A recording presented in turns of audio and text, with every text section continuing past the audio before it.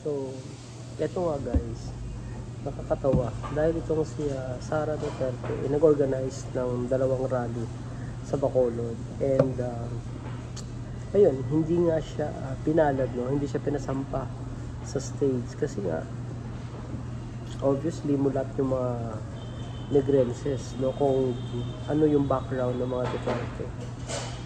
So, nakakatuwa lang dahil mga kababayan ko, marunong mag-isip, marunong tawag nito, analyze, no? Kung ito ba ang politiko na to, karapat-dapat pa, suportahan o hindi, di ba? So, ayun, napahiya siya. Ganun lang talagang buhay.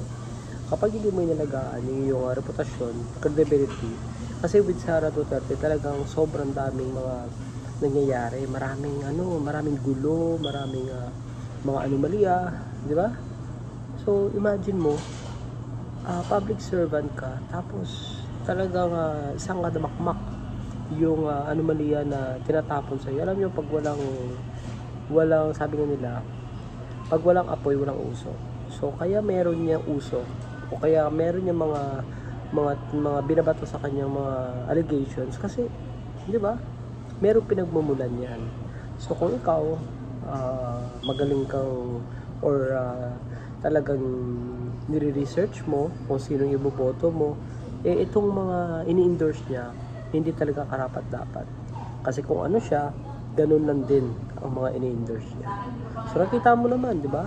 Yung background ni Robert Padilla, ni Bongo, ni De La Rosa, ito pa si Philip Salvador.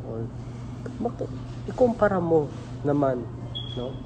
Dito sa mga, dapat ang mga binoboto natin si Kiko Pangilinan.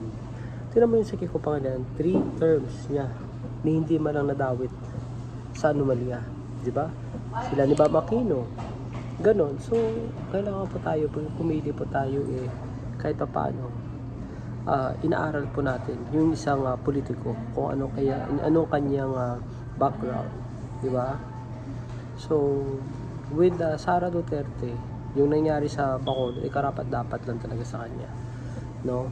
Pinapakita ng mga hiligay nun, no, na alam nila, aware sila kung ano yung mga nangyayari, no, dito sa ginagawa ni Sara Duterte. So, yun, nabulaga siya. Akala niya lahat pwede niya utuin.